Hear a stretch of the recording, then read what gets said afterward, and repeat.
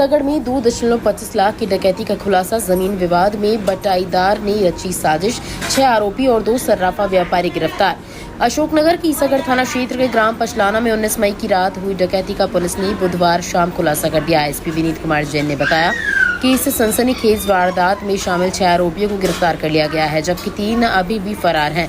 Police ने 2 सराफा व्यापारियों को भी गिरफ्तार किया है, जिन्होंने लूटे गए सोने को गलाकर उसका आकार बदल दिया था। लूट की संपत्ति का बड़ा हिस्सा बरामद कर लिया गया है, जिसकी कीमत लगभग 2.25 लाख आंकी गई है।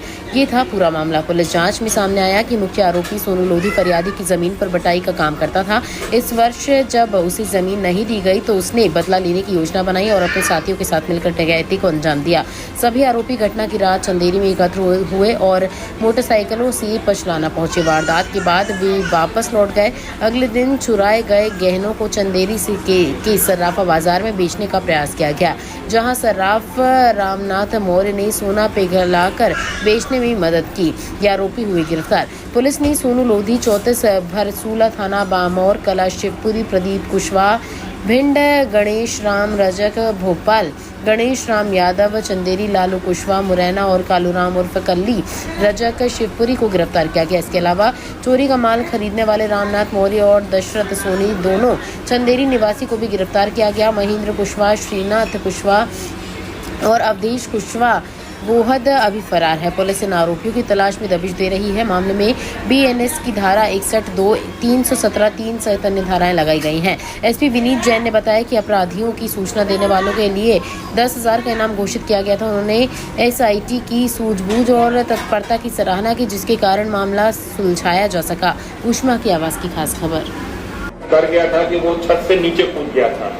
इनकी बेटी के साथ मारपीट की, अंदर जाके इनकी पत्नी के साथ मारपीट की। इनके पड़ोस में एक और खेत है जिसमें जो व्यक्ति है वो रहता तो कहीं और है, बमनावर गांव में शायद रहता है, और खेत वहां पे था तो वो रात को वहां सो रहा था, उसके साथ मारपीट की थी। उसके बाद इन सब लोगों को एक कमरे में बंद कर दिया था और इनसे ये कहा था कि तुम्हारी रकमें कहाँ है वो बताओ। इन लोगों ने हालांकि अपनी जो संपत्ति है या रकमें थी उनके बारे में कोई जानकारी नहीं दी थी। तो फिर उसके बाद वो लोग इन चारों लोगों को, परिवार के जो लोग थे, उनको उन्होंने एक कमरे में बंद कर दिया था और दूसरे कमरे में जाके खुद तलाशी ली थी। और तलाशी लेने के बाद जो भी सोने की रकमें थी या जो चीजें उन्हें मिली थी वो लेके चले गए थे। तो काफी ये सेंसेशनल घटना थी, क्योंकि इस तरह की घटनाएं अशोकनगर में बहुत कम होती हैं। जिस तरह से हथियारबंद लोग अचानक से हमला करें और जो कानून की भाषा में डकैती शब्द का उपयोग करते हैं, बिल्कुल वो सारे जो कंटेंट है वो इस घटना में थे। जैसे ये घटना हुई तो उसके बाद हम लोगों ने इसको बहुत गंभीरता से लिया। इसके बाद आरोपियों के ऊपर मैंने 10,000 रुपए का इनाम घोषित किया था। फिर हमारे एसडीपी साहब ने एक एसआईटी गठित की थी, स्पेशल इन्वेस्टिगेशन टीम। उसमें हमने पूरे जिले के जो अच्छे अधिकारी है उनको बुलाया और बुलाने के बाद लगातार हम लोगों ने इसमें असूचना संकलन एकत्रित किया। असूचना संकलन एकत्रित करने में हमको ये जानकारी मिली थी कि सोनू लोधी नाम का एक व्यक्ति है जो इनके पास में ही रहता है।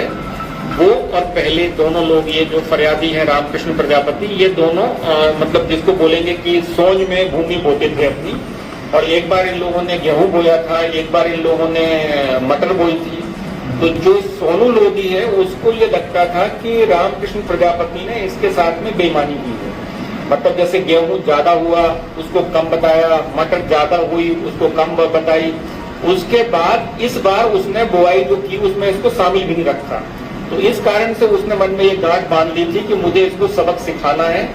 सबक सिखाने के लिए उसने फिर अपने संपर्क से बदमाशों को एकत्रित किया और सबसे पहले कालूराम रजक और गणेश रजक, यही नाम है ना, कालूराम रजक और गणेश रजक के दोनों भरसूला गांव बामौर कला थाने के थे, उनसे उसने संपर्क किया।